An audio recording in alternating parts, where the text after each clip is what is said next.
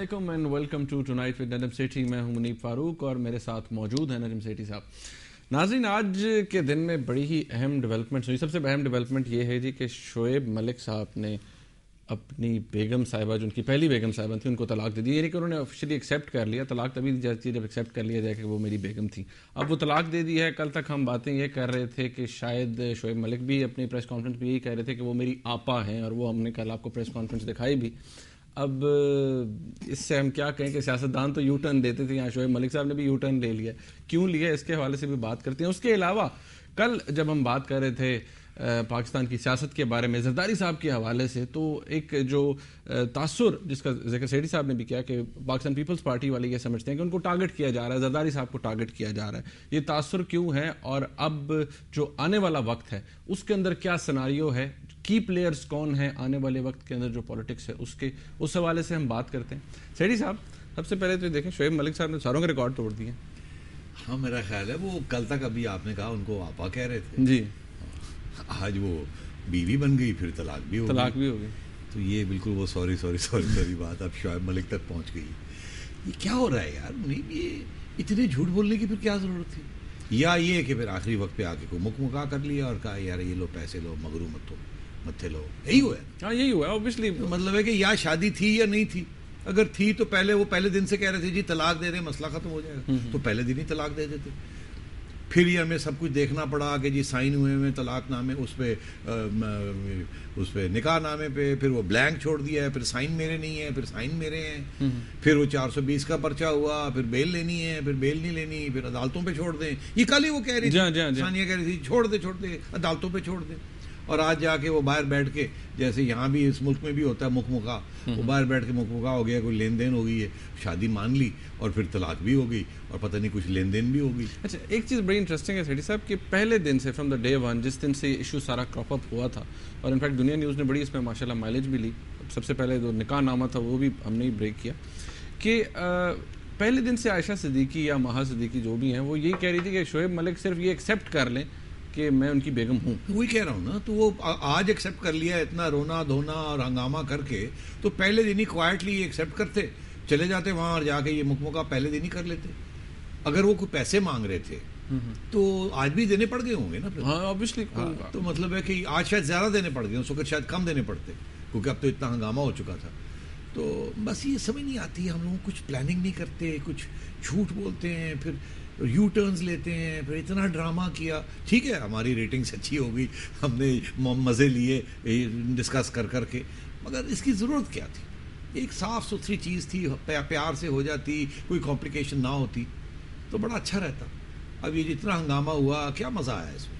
اور وہ کہہ رہے تھے کہ میں اپنا نام کلیئر کرنے کے لیے گیا ہوں جی انڈیا, اور میں اپنا نام کلیئر کروں گا. تو اس طرح نام کلیئر کرنے کیا ہوا, جو ہو گیا, اللہ کرے کہ آگے سے کوئی کمپلیکیشنز نہ ہوں اور ان کی شادی جو ہے وہ نبھائی جائے اور دونوں ایک دوسرے کو پیار کریں اور اللہ تعالیٰ اپنا رحم و کرم دکھائیں ان کے اوپر. اچھا سیٹھی صاحب, کل بھی ہم بات کر رہے تھے کہ دیر از دس امپینڈنگ کانفلکٹ.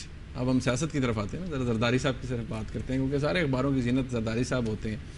ایک ٹسل دیکھی جا رہی ہے, ایک کانفلکٹ دیکھا جا رہا ہے جو کہ آگے بھی ہمیں نظر آ رہا ہے وہ یہی ہے کہ این آر او کی ججمنٹ, اس کے اوپر امپلیمنٹیشن سوئس گورنمنٹس کو لکھنے کے لیے اب جو لا سیکرٹری صاحب چھٹی پہ جانے سے پہلے یہ کہہ گئے ہیں, لکھ بھی دیا گیا ہے کہ پاکستان کے پرائم منسٹر صاحب, ان کی کیبنٹ وہ لیٹر لکھیں گے تو اس کو مانا جائے گا. یہ سپریم کورٹ نے بھی یہی کہا تھا کہ نیب کو کوئی وہاں پر ریکگنائز نہیں کرتا, پاکستان کی گورنمنٹ لکھے.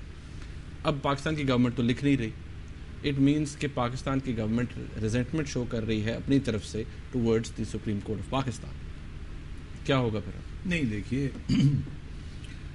سپریم کورٹ انسسٹ کر رہا ہے کہ کیس کو کھولا جائے, لکھیں, خط لکھیں, اور سوئٹزرلینڈ میں کیس کو ری اوپن کیا جائے. ری اوپن کیسے ہوگا؟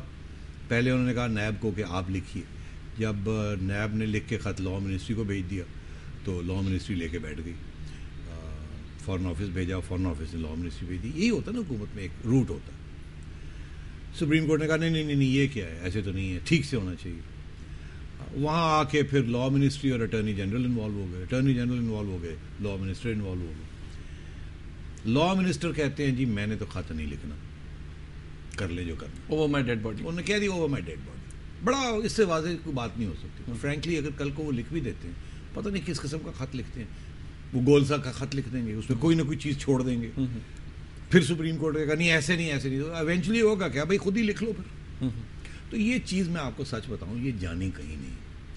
جب ایگزیکٹو اور جوڈیشری کا کلیش آتا ہے اور ایگزیکٹو نے کوئی ایکشن لینا ہے اپنے خلاف, تو کوئی ایگزیکٹو اپنے خلاف ایکشن نہیں لے گی. وہ پاگل کتے نے کاٹا ہے ان کو کہ وہ جناب یہ خط لکھیں گے اپنا گلا کاٹنے کے لیے, تو یہ تو آپ بھول جائیے.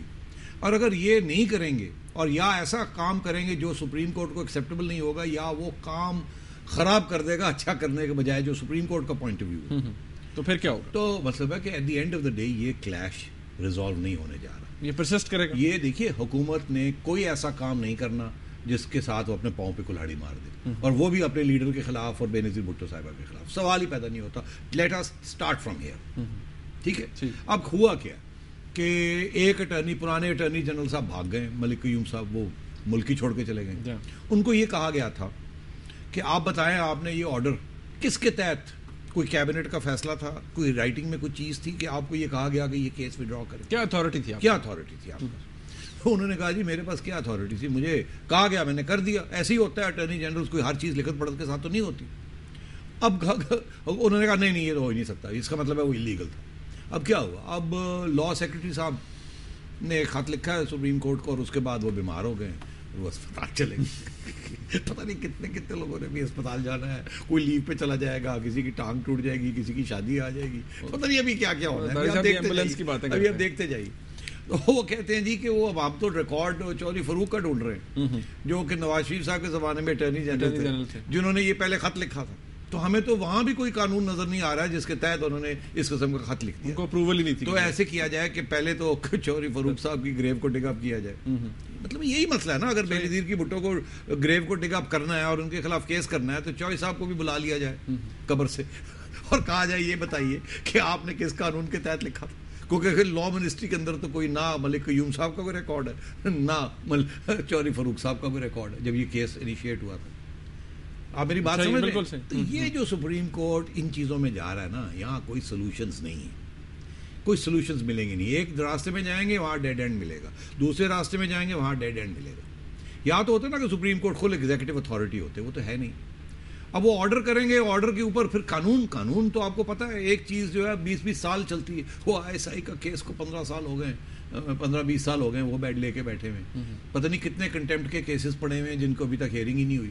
اس قسم کی پتہ نہیں کتنے, وہ کہتے ہیں thousands and hundreds and thousands of cases ہیں. تو یہ بھی یہ کشمکش ایسی چلے گی, لڑائی جھگڑے چلیں گے, یہ کہ کوئی نتیجے پہ نہیں آئے گا انٹل اینڈ انلیس. اب آئیے انٹل اینڈ انلیس, مطلب اس سے پہلے میں آپ کو بتا دوں کہ وہ جو نئے اٹارنی جنرل صاحب آئے تھے, جو کہ پہلے ایڈوکیٹ جنرل سندھ رہے ہیں, اور اس وقت وہ ان کی سفارش MQM نے کی تھی, اور وہ ایڈوکیٹ جنرل سندھ تھے. اس کے بعد پھر زرداری صاحب کے ایک کلوز ساتھی ہیں جو کہ سندھ میں ہوتے ہیں, انہوں نے ان کی سفارش کی, اور ان کا بھی MQM کے ساتھ بڑا کلوز رشتہ ہے. انہوں نے ان کی سفارش کی, ان کو اٹارنی جنرل بنایا. اب وہ کہہ رہے ہیں کہ جی میں کیا, میرے پاس تو کوئی ریکارڈ ہی کوئی نہیں, میرے ساتھ تو بابر اوان کوآپریٹ ہی نہیں کرتا. اور آج ان کا بیان چھپا ہے یا کسی نے ان کے ذریعے کو بات کہی ہے کہ جی وہ تو یہ کہتے ہیں کہ یہ جو کانسٹیٹیوشنل امینڈمنٹ کرنے جا رہے ہیں یہ بھی سپریم کورٹ کو منظور نہیں ہوگی, اور اس میں بھی وہ جو آرٹیکلز ہیں جس کا تعلق سپریم کورٹ کے ساتھ ہے اور پاورز آف اپوائنٹمنٹ کے ساتھ ہے, جوڈیشل کمیشن, اس کو بھی strike down. Judicial commission is against the basic structure of the constitution. ہاں, اب مطلب یہ وہ صاحب ہیں جو کل کو